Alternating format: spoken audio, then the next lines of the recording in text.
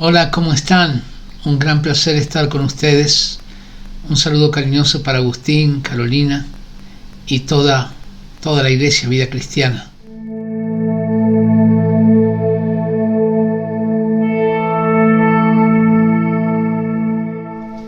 Hoy vamos a ver un tema muy interesante que es la Iglesia del siglo XXI, una iglesia militante.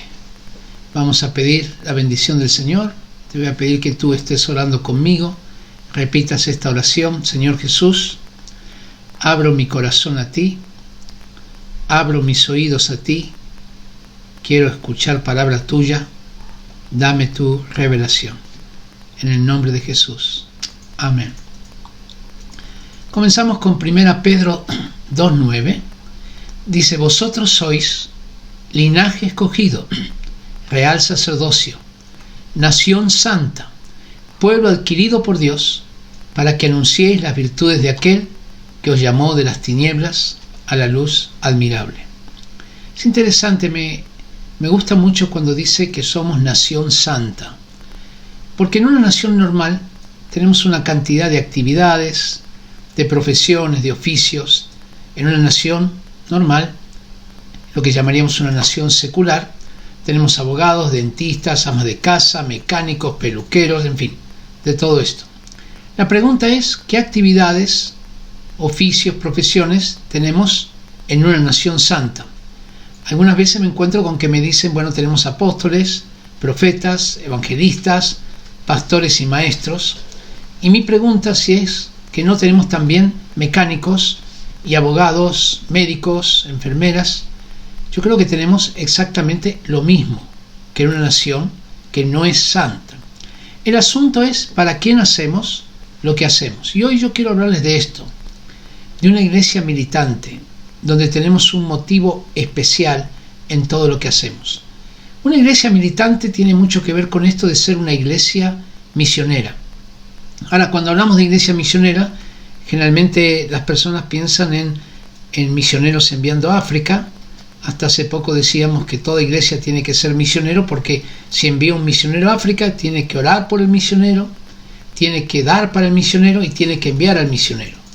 Muy bien, y esto es muy correcto. Necesitamos muchos misioneros transculturales, pero hoy yo quiero hablarles de una iglesia militante, una iglesia que no solamente habla de misiones transculturales, y de misioneros como un llamado especial, sino me estoy refiriendo a que todas las personas tenemos un llamado a ser misioneros. ¿Qué es un misionero? Misionero es uno que tiene una misión en la vida. Eso concretamente, que Dios le ha dado una vocación, un llamamiento. Cuando hablamos de llamamiento, alguien nos llama, ¿se da cuenta? No es que nosotros nos llamamos a nosotros mismos. Justamente la palabra vocación tenía un sentido religioso cuando se comenzó a usar esta palabra, porque significaba llamado, y el llamado era de alguien mayor a nosotros, es decir, un llamado de Dios. Todos nosotros tenemos un llamado de Dios, todos nosotros somos llamados a ser misioneros. Bueno, esto quiere decir que un profesor deja de ser un profesional de la educación. Bueno, no deja de serlo, pero ahora tiene un motivo, tiene una misión en la vida, que es cómo ser un agente de transformación en el área de la educación. Es decir, es un misionero, va entendiendo su llamado. Ya no será un trabajador en el área de la educación, sino será un misionero en el área de la educación. Un médico ya no será un profesional de la salud solamente, sino será un misionero en el área de la salud. No sé si te das cuenta la increíble proyección que tiene esto, porque si toda la iglesia se convierte en misionera, si todos tenemos un llamamiento misionero, y entendiendo la palabra misionero como alguien que tiene una misión en la vida, podemos transformar este país, este continente y este mundo. Ahora, el ser misionero a través de tu profesión no es algo automático, sino que tiene que haber una intención, una decisión de dedicar tu profesión a las misiones.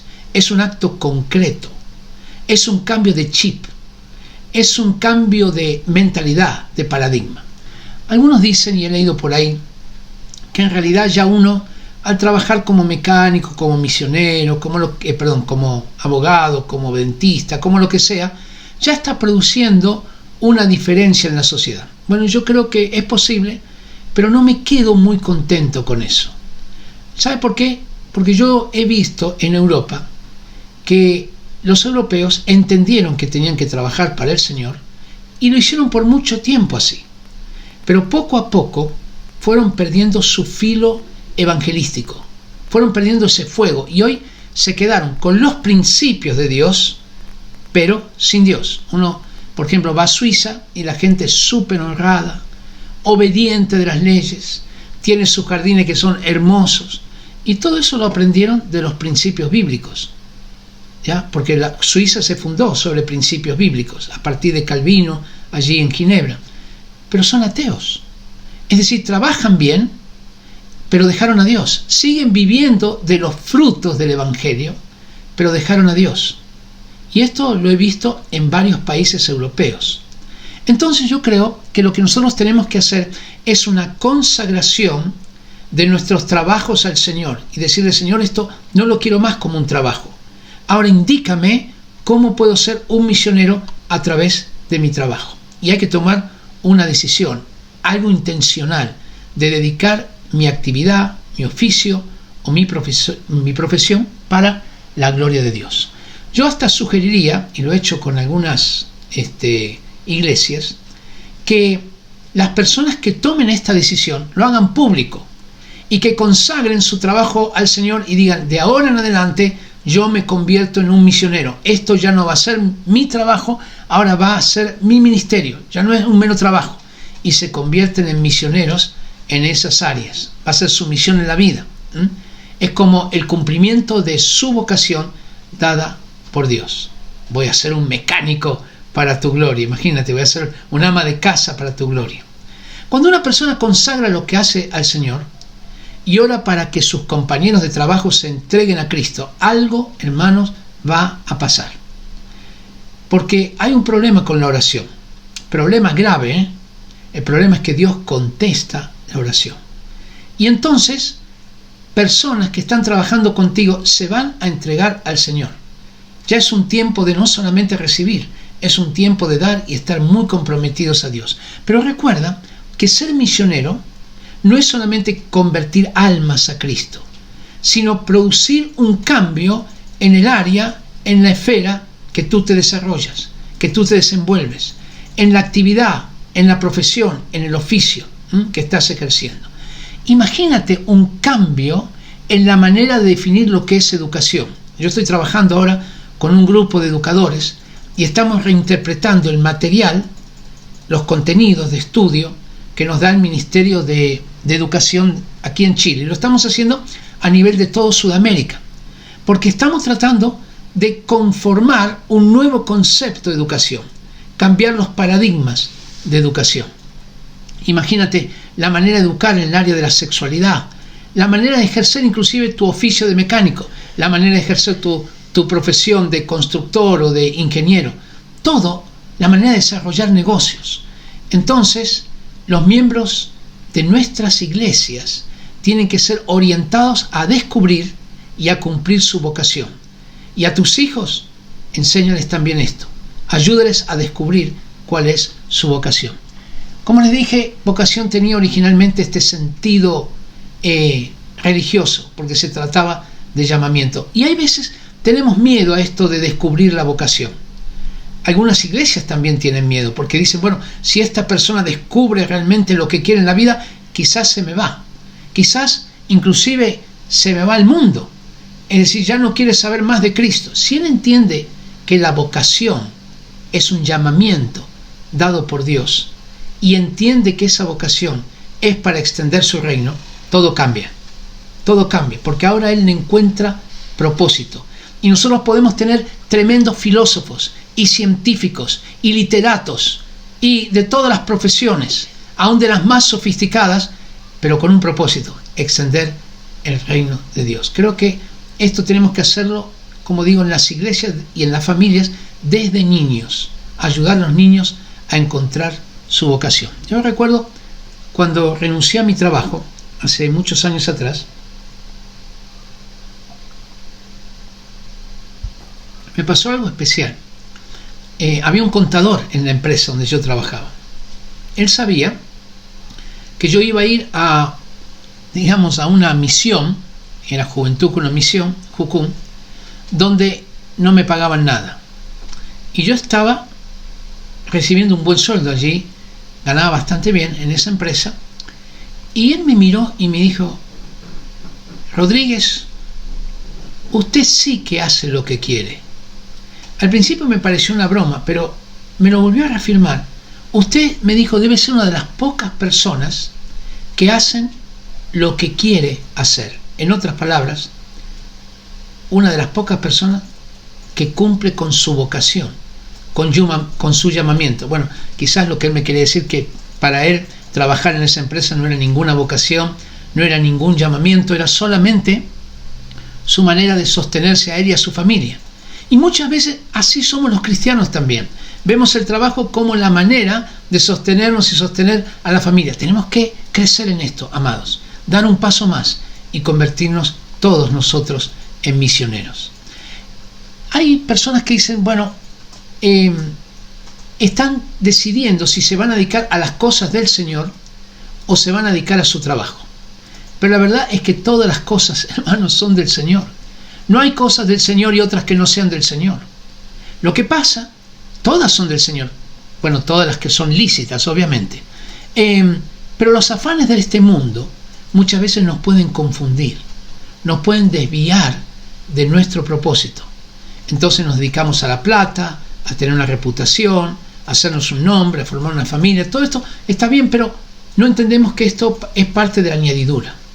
Pero cuando tú cumples con tu vocación, con el llamamiento de Dios, entonces eres realmente feliz. Porque, queridos hermanos, la felicidad es estar en el centro de la voluntad de Dios. Si tú te lo puedes repetir esto allí donde estás. La felicidad es estar en el centro de la voluntad de Dios. Cuando yo llegué a Chile, hace 42, casi 43 años atrás, nuestro primer trabajo fue allí en Valparaíso. Y nos habían prestado un lugar en la punta de un cerro, literalmente en la punta de un cerro. Teníamos que subir la escalera. Había ascensor, pero no teníamos plata para pagar el ascensor. Así que teníamos que subir caminando, bajar caminando. Bajar no era problema, pero subir sí era bastante problema. Dormíamos en el piso, comíamos muy mal. Y por la noche, la primera noche, conocí allá en Valparaíso por primera vez las pulgas. Amanecí con todo el cuerpo rojo. Yo dije, ¿será algún tipo de, no sé, de enfermedad, de alergia? Me dijeron, no es ninguna alergia, son las pulgas. Y me mostraron cómo eran las pulgas. Así que no la pasamos muy bien. Pero ¿saben qué pasó, hermanos? Yo me sentía muy feliz, a pesar de todo eso. Y yo le dije al Señor, Señor, estoy comiendo mal, tengo que subir por las escalas porque no tengo plata para pagar el ascensor, están las pulgas, ¿por qué estoy tan feliz? Y allí es cuando el Señor me dio esa palabra: hijo, la felicidad es estar en el centro de mi voluntad. Busca esto, querido hermano, y enséñale a tus hijos, si ya tienes hijos, a buscar esto, a estar en el centro de la voluntad de Dios, porque allí está la verdadera felicidad. Ahora, no todos van a aceptar este desafío, pero yo creo que en la medida que nosotros aceptemos, Señor, yo quiero tu llamamiento, tu vocación, porque quiero ser un misionero, tener una misión en la vida dada por ti, el Evangelio va a crecer tremendamente. La palabra del Señor dice que el pueblo perece por falta de visión, por falta de conocimiento. Así que hay que darle ambos. Hay que darle visión y hay que darle también conocimiento. Bueno, una ama de casa, por ejemplo, se puede convertir en una tremenda misionera, usando su hogar para extender el reino de Dios. Yo me acuerdo en mi casa, recibíamos una cantidad de drogadictos y ellos estaban allí y, bueno, no iban a la iglesia, pero sí venían a mi casa. Muchos de ellos se entregaron a Cristo y hoy, después de 42 años, siguen fieles al Señor. Recuerdo una vez recibimos una chica que era prostituta y se quedó a vivir con nosotros. Solamente 3 días vivió, después se fue. Pero sabe, 2 años después volvió. Se entregó a Cristo con todo su corazón. Se casó con un muchacho que ni quería casarse con ella, pero él también se entregó a Cristo, y hoy tienen 4 hijos y tienen varios nietos, todos siguiendo al Señor. Así que aún nuestro hogar se puede convertir en un elemento de evangelización, ¿ya? Para llegar a un campo misionero, que es en nuestra propia ciudad posiblemente, pero tenemos una misión. Mire lo que dice la palabra del Señor con respecto a eso. Isaías 58:7. El verdadero ayuno que yo escogí, dice el Señor, no es que partas tu pan con el hambriento y recibas en casa a los pobres sin hogar, para que cuando veas al desnudo lo cubras y no te escondas de tu semejante. Y nosotros podemos usar aún nuestros hogares con una misión tremenda de extender el reino de Dios.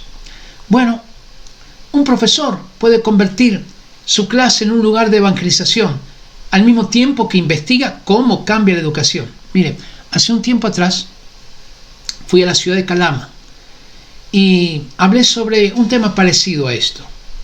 Pasaron los años, 5 años después volví, y un profesor allí me dijo: mire, cuando usted vino, yo iba a renunciar al trabajo en el colegio porque yo quería servir al Señor.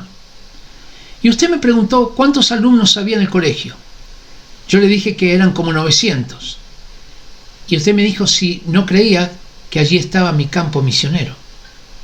Y yo comencé a meditar eso y decidí convertirme en un misionero a la educación. Por eso me quedé en el colegio y ahora estoy como un misionero en la educación. Nosotros cada enero tenemos una escuela que llamamos Escuela de Cosmovisión. El pastor Agustín y otros pastores han estado enseñando allí. Y ¿sabe?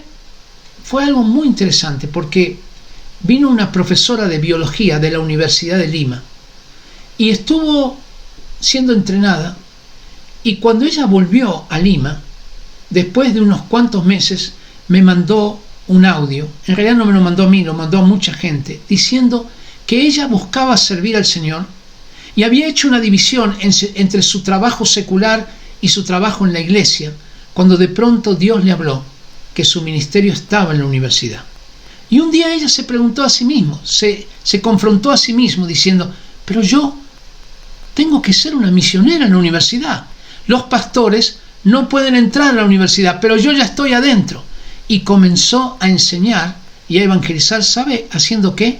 Enseñando cómo se constituye, cómo se inicia una célula. Como ella es profesora de biología, y hablando a los alumnos que una célula no se puede formar por motivos aleatorios, se tiene que formar porque hay un diseño inteligente. Y empezó a mandarle a sus alumnos biocartas. Estoy hablando de una universidad no cristiana, completamente atea.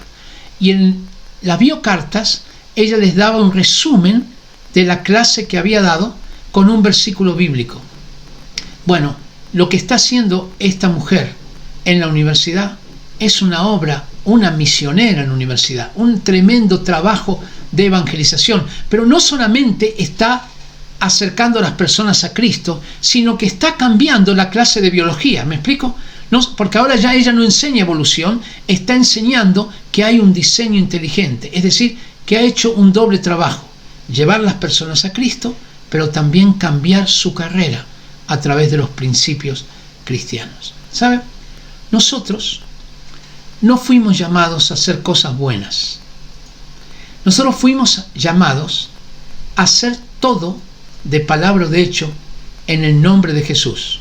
Eso es lo que dice Colosenses 3:17, que todo lo que hagamos de palabra o de hecho lo hagamos en el nombre de Jesús. En el nombre de Jesús significa en representación de Jesús. ¿Te das cuenta qué responsabilidad? Que vas a ser un profesor en el nombre de Jesús. No estamos allí para exaltarnos a nosotros mismos, sino para que Él sea exaltado.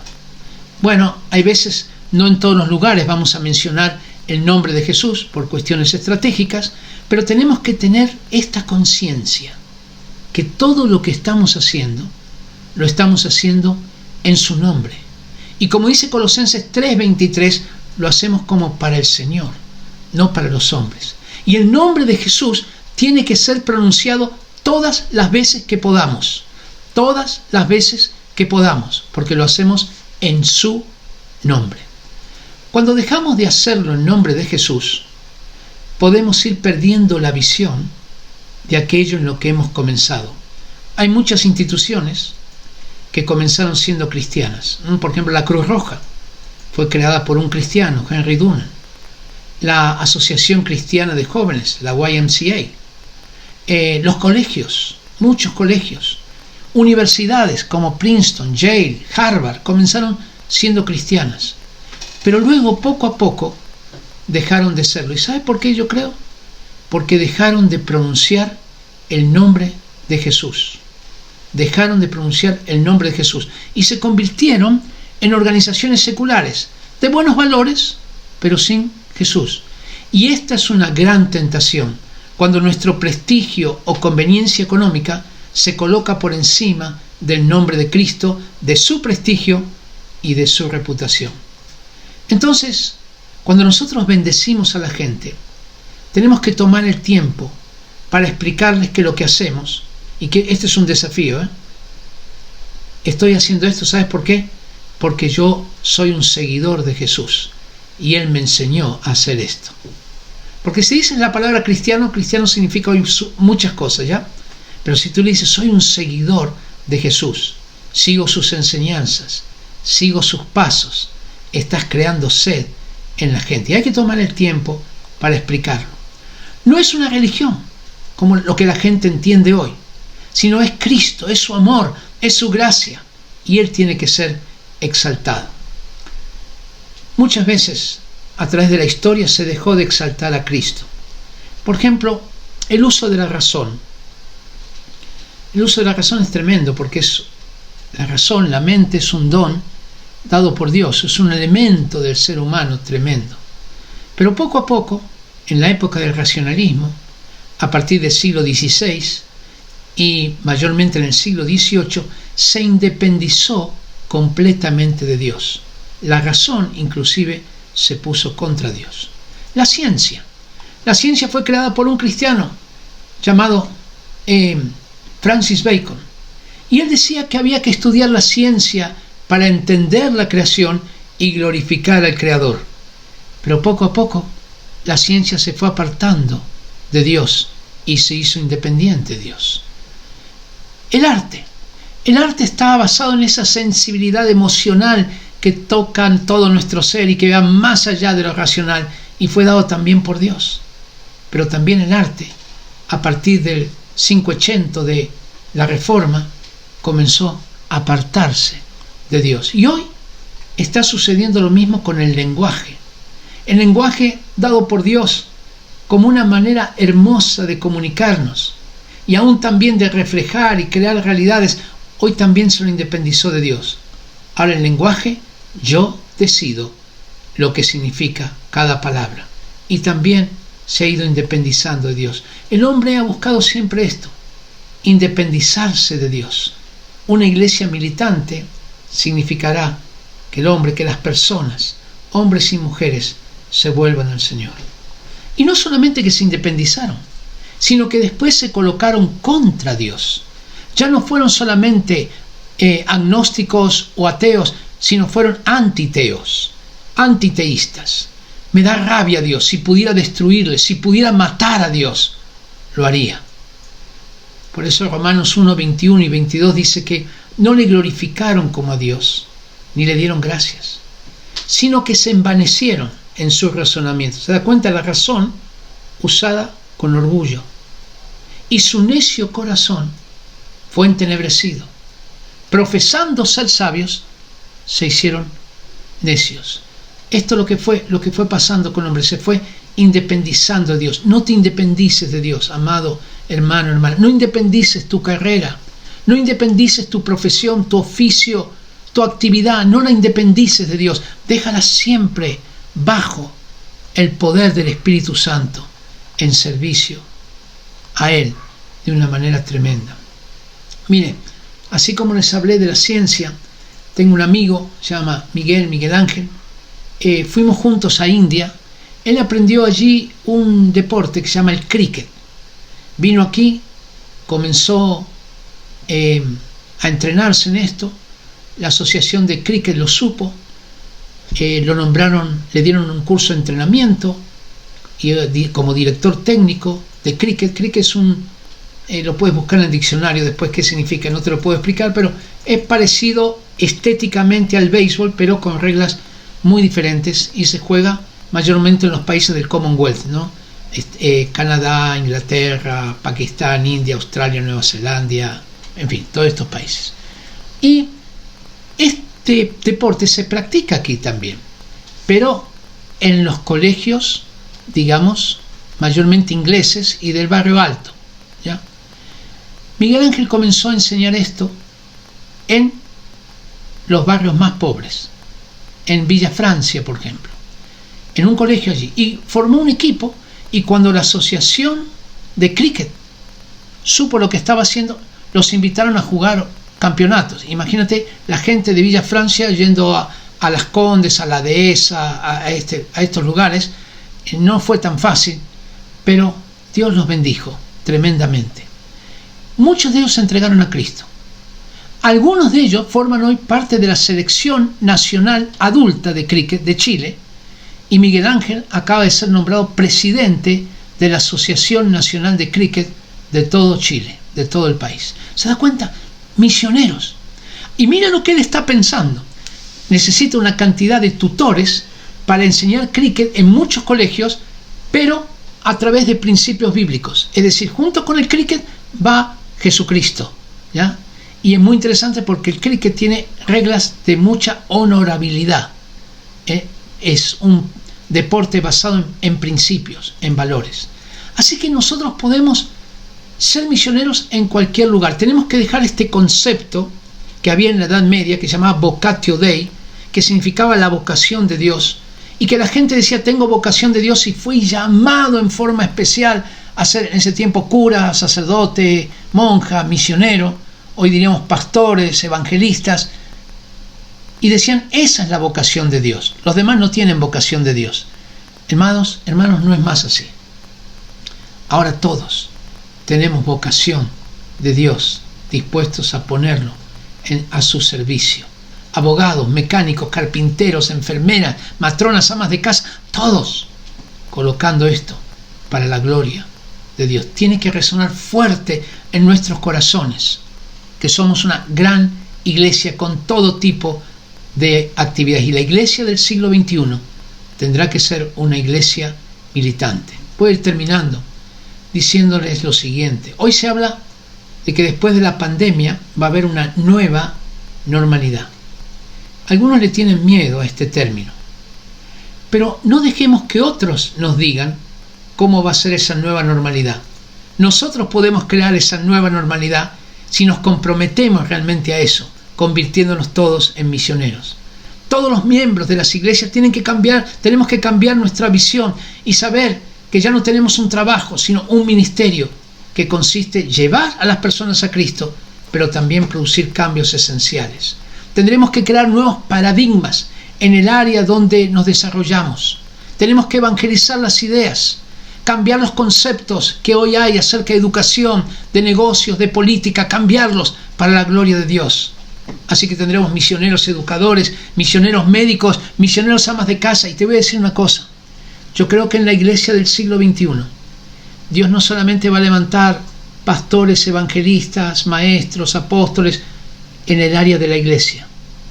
Creo que Dios va a levantar apóstoles en el área de la educación, profetas en el área de los negocios, pastores en el área del arte. Y quizás el pastor en el área del arte sea otro artista, que mientras que viaja con la compañía de arte está pastoreando a su rebaño, que son todos artistas.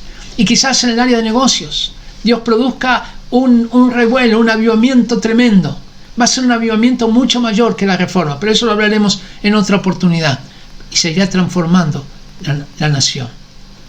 Tendrá que ser un mensaje que no solamente lleva a las personas a Cristo, sino que transforma el área de la sociedad donde nos desarrollamos. Hemos recibido por mucho tiempo instrucción, discipulado. Estás en una buena iglesia. Pero es hora de no comer solamente, sino de dar a los demás, de tomar responsabilidades y orar por nuestros compañeros de trabajo, convertirnos en agentes de transformación y de evangelización. Orar por nuestros familiares para que conozcan a Cristo. Pero no solamente eso. No es solamente cambiar para que ellos se vayan al cielo. Una iglesia que solamente predica para que la gente se vaya al cielo es una iglesia muy pobre. Tendrá que predicar para que el reino de los cielos se acerque aquí a la tierra, para que se produzcan cambios. No es solamente cambiar conductas, va a haber que cambiar formas enteras de pensar, cambiar leyes, cambiar instituciones. Fueron los cristianos los que pensaron así. Fueron los cristianos los que crearon las escuelas para mujeres, cuando éstas no existían. Fueron los cristianos los que crearon los hospitales, porque entendían que la vida había que cuidarla y había que brindar hospitalidad a una persona que estaba enferma. Fueron los cristianos los que crearon los preescolares, los kindergarten en alemán, que para cuidar a los niños desde que eran pequeños. Fueron los cristianos los que crearon las universidades para entender la universalidad del conocimiento y ser universalidad. Universidad viene de unidad y diversidad. ¿Y en quién hay unidad y diversidad? En Dios Trino. Ellos son uno y al mismo tiempo diversos. Y eso es lo que Dios quiere para su iglesia, y de ahí salió el término de universidad. Son los cristianos los que suprimen instituciones que no glorifican a Dios, como lo hicieron con el Coliseo Romano, donde se enfrentaban los gladiadores a muerte, y los cristianos terminaron con esa institución que solo producía muerte. Fueron los cristianos los que crearon las leyes para los más desposeídos, como las leyes que rebajaban los horarios de trabajo para los menores. Rebajaron, y eso fue el antecedente para terminar con el trabajo infantil. Fueron los cristianos los que abolieron la esclavitud en Europa. Fueron los cristianos los que abolieron la esclavitud en Estados Unidos. Inclusive usaron la literatura. Harriet Beecher Stowe, la mujer, la autora de La cabaña del tío Tom, era una mujer que a través de ese libro comenzó a crear conciencia en la sociedad norteamericana de lo sufrido, el sufrimiento que tenían que pasar los esclavos, y ella se convirtió en la Dalí de la causa abolicionista allí en Estados Unidos. Fueron los cristianos los que dieron, mujeres cristianas, como esta mujer Beatriz Stanton, que dio el voto para que la mujer, influyó para que la mujer pudiera votar en los Estados Unidos. Fue los cristianos los que consagraron el concepto de la dignidad cristiana. Oh, imagínate, queridos hermanos. En Chile somos poco más de 3 millones de cristianos evangélicos. Sabemos que no todos son comprometidos, lo sabemos.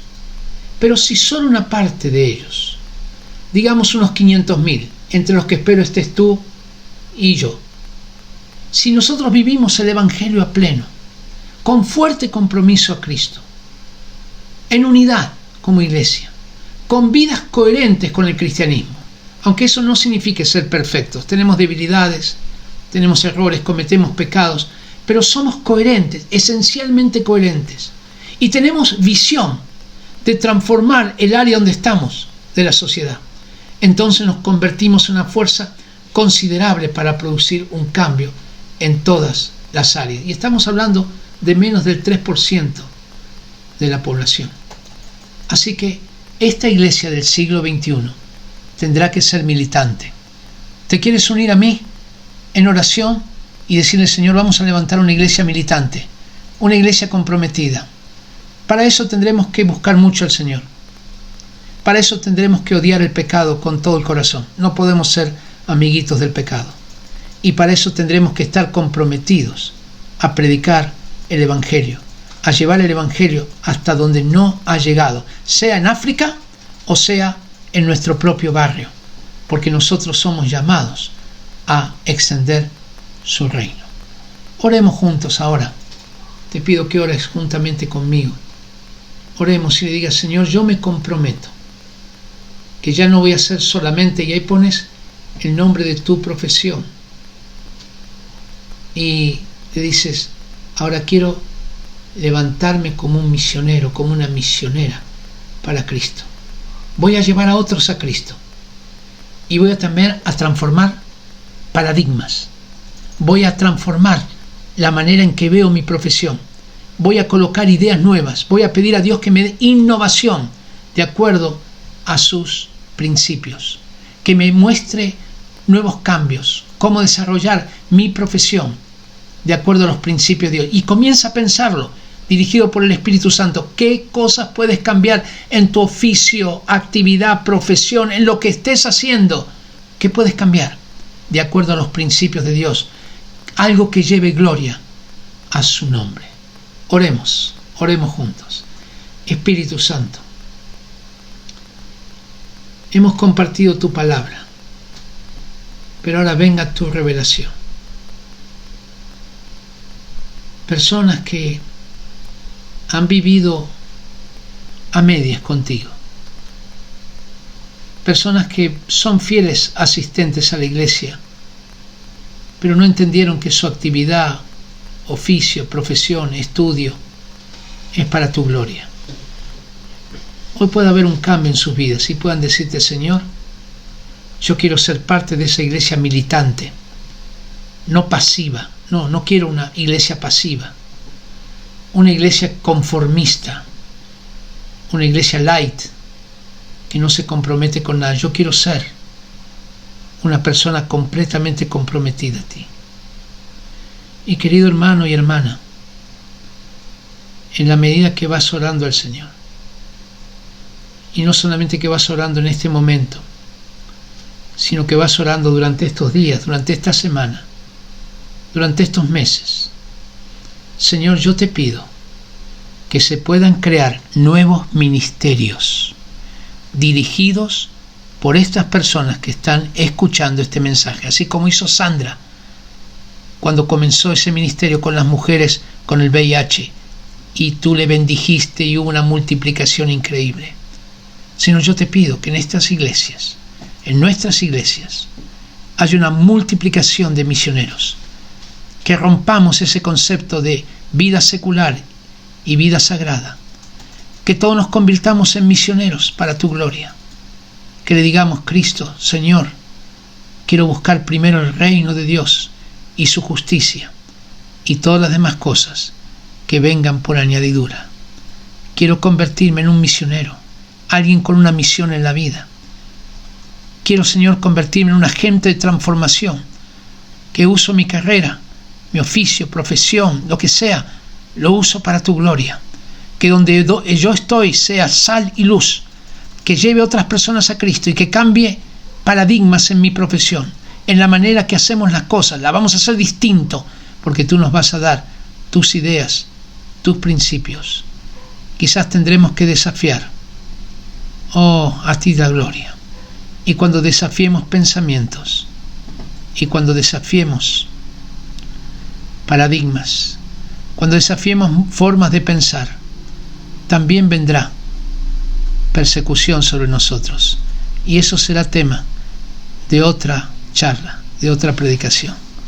Muchas gracias, Señor, en el nombre de Jesús. Amén. Dios les bendiga y muchas gracias por la oportunidad de compartir esta palabra.